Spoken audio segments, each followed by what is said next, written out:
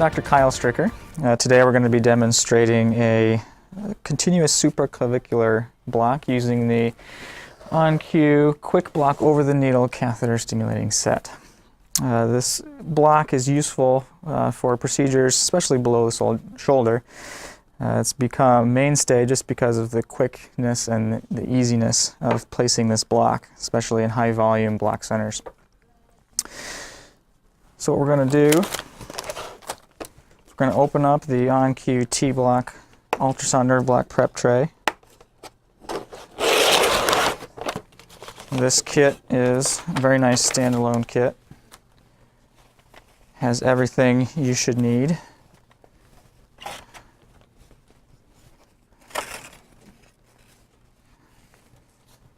And then the QuikBloc over-the-needle catheter set comes in its own bag, which you'll have to open sterilely.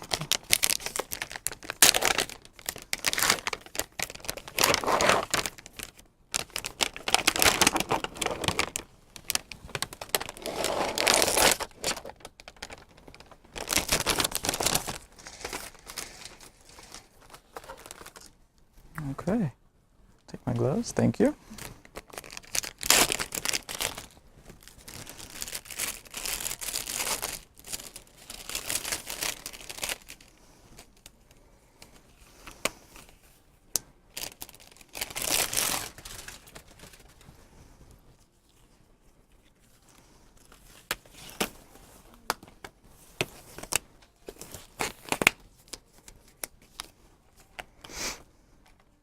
So as you can see, this is the QuikBloc catheter over the needle system.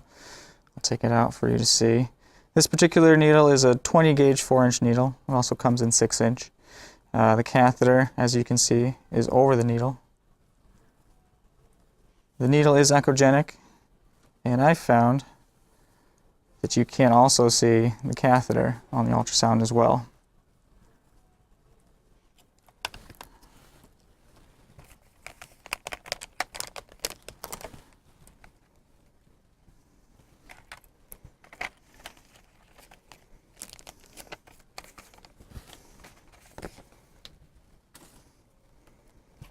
T-block tray does come with its own chlor prep.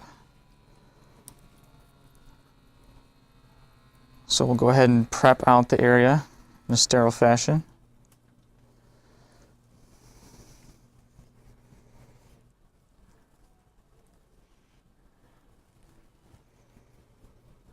I like to use a wide prep.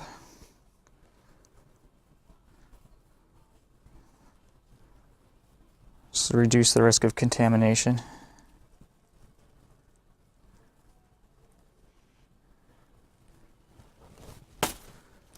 And then we'll use the provided clear plastic sterile drape. This is especially nice if your patient is claustrophobic. That way they can still see through.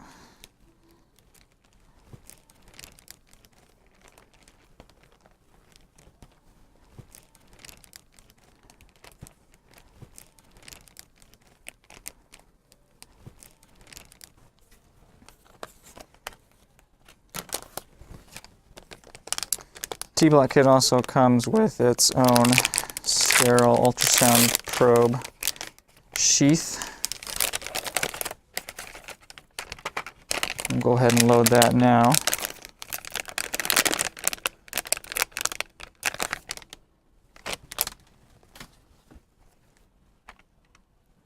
And I have prepared the end of the probe with non-sterile gel.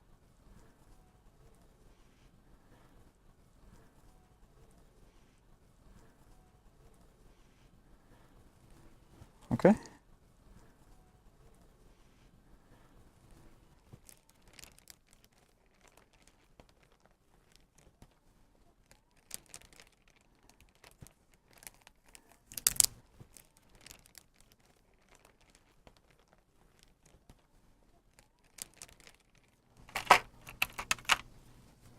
Go ahead and get our local drawn up. This is 1% lidocaine for our skin wheel.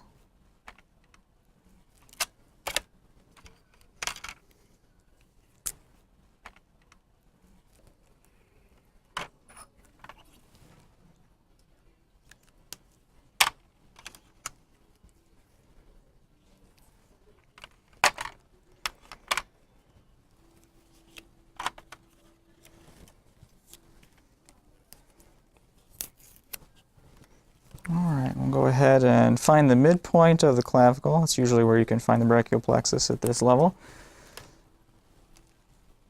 And we'll touch the ultrasound probe to find our laterality. All right, so to the left of the screen is lateral. Again, we're at the midpoint of the clavicle. What we're looking for, again, is the subclavian artery, which you can see right in the middle of your screen there. It's a pulsating hypoechoic density. And the brachial plexus at this point, as it courses from the neck down into the arm, is lateral and superficial. There it is, to the artery. We'll kind of toggle the ultrasound probe back and forth, see if we can get a better view. A lot of times it's called the cluster of grapes at this point. And sometimes you'll see that. Just depends on patient anatomy.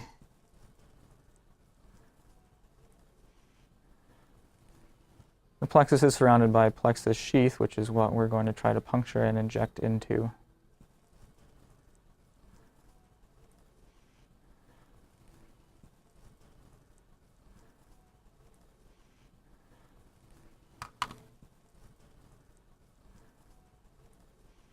All right, we're going to do a little skin wheel. You're going to feel a little poke and a burn here, okay? 2, 3, poke, burn.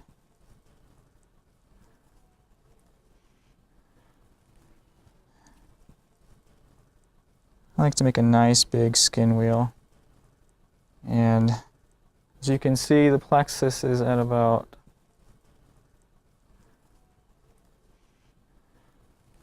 1.5 to 2 centimeters, so it's very shallow. You can see my local needle there. That's about the angle that we're going to use. You can see how shallow it is on the patient's shoulder there. And again, every patient will be different.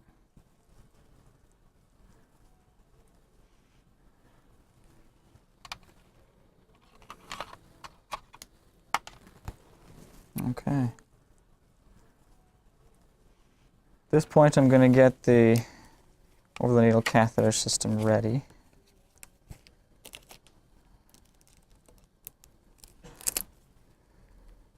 Comes with its own extension kit. The nice thing about this system is that you can tighten this extension kit as much as you want because you're not going to be threading anything through it.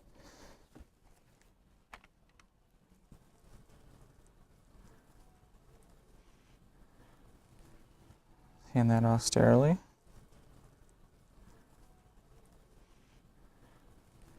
And flush. Great. Okay. So again, here you can see the needle and the catheter. The needle tip and the entire needle is echogenic again. The needle, or the catheter, I'm sorry, itself is designed to remain in place after you leave it there. So you'll find as you inject or insert the needle that it will have more resistance than you might be used to with just a single injection needle. In order to puncture the skin, I've found it very helpful to kind of pre-puncture the skin with the 18 gauge needle that comes in the T-block kit. That allows easier entry of the 20 gauge needle and the 16 gauge catheter through the skin. So we'll make a small puncture there, right in my skin wheel. That's why I like to use the large skin wheel. And we'll kind of angle just a little bit towards the direction where the plexus lies.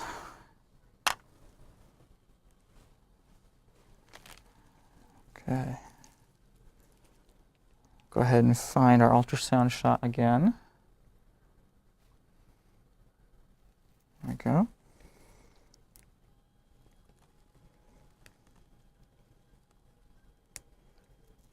Okay. So now that we're punctured through the skin, we're going to advance the catheter and the needle. You can see there the tip of the needle. Very echogenic.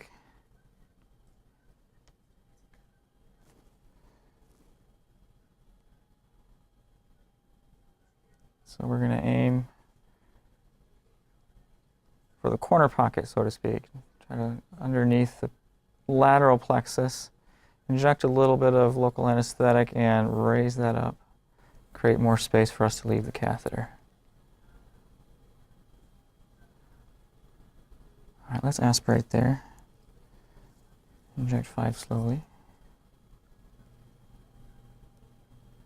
Might feel some pressure in your arm here. Okay. Thank you. Let's aspirate again. Inject 5 more.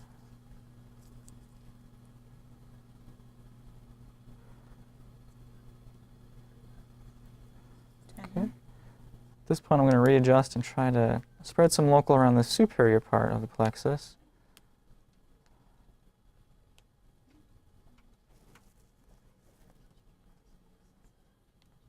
To puncture through the sheath. There's a little pop there, and you can see I'm right below the superior aspect of part of the plexus. Again, you can note the echogenicity of the needle. Aspirate there. Inject 5. Very good. It's good spread. 15 and 15. Okay. Aspirate there. Okay, inject 5.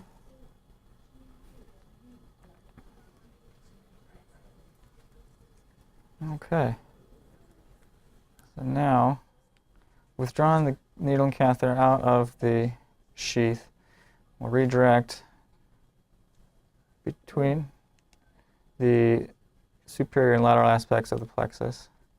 That's where we're going to try to leave our catheter.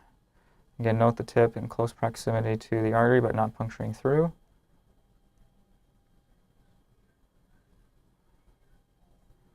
We punctured through the plexus sheath, so we should get good spread once we leave it. At this point in the procedure, the ease of withdrawing the needle is rather nice compared to other systems. So what we'll do is we just kind of apply pressure to the end of the catheter, withdraw the needle. You can see the needle coming out, and you can see a little bit of the shadow of the catheter on the ultrasound machine. I'll take a picture of that.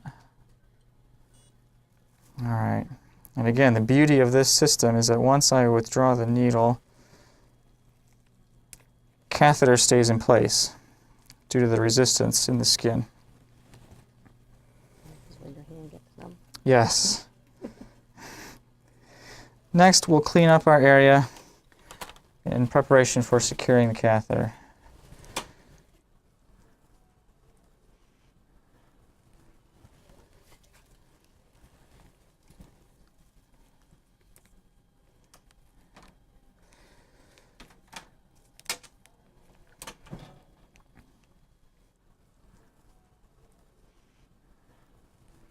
QuikBloc kit comes with steri strips, which I find are handy to use in this situation. What we'll do is we'll just kind of secure this with a butterfly technique.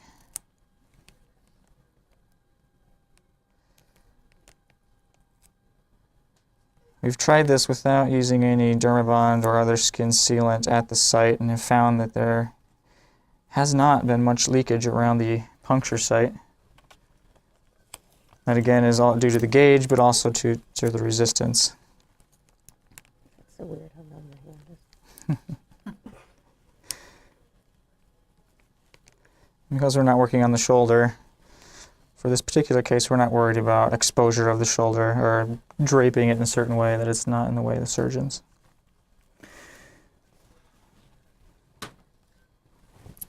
This also comes with a short extension kit that I will attach to the end of the catheter. Once I know that the puncture site is secure, I'll remove the drape.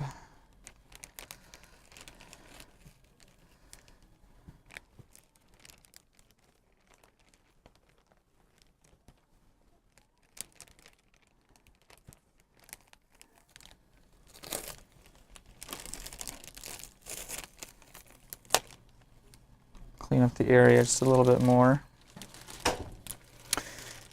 The needle system does come with the on-cue system to secure it. It's very nice, it works very well. Just attach that to the skin.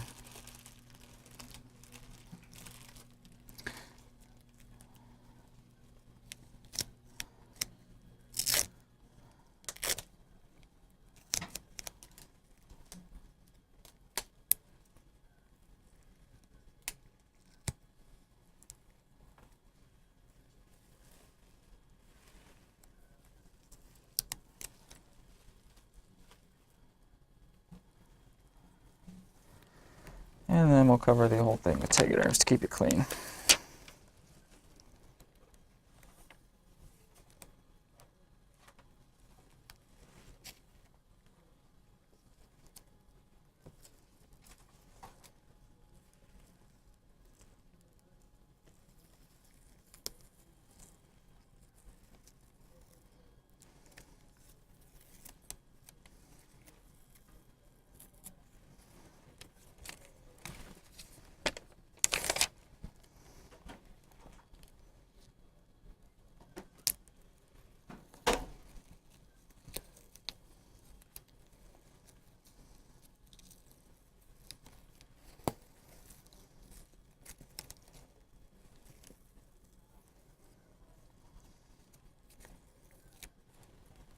Okay. At this point, I like to test the placement of my catheter, so I'll bring the ultrasound in again.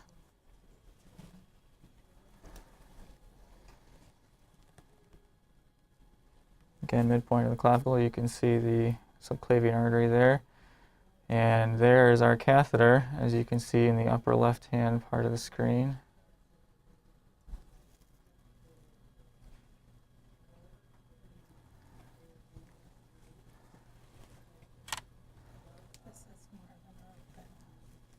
And we'll just do a little bit of an injection here. Again, aspirating before you inject. There's aspiration.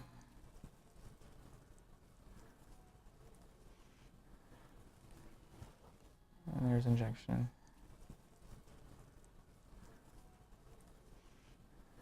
Both superior and lateral parts of the brachial plexus.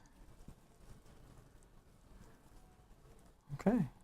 This patient is already experiencing numbness and tingling of the hand, which is a good sign. And now that I've visualized it, confident that the catheter is in a good spot as well. So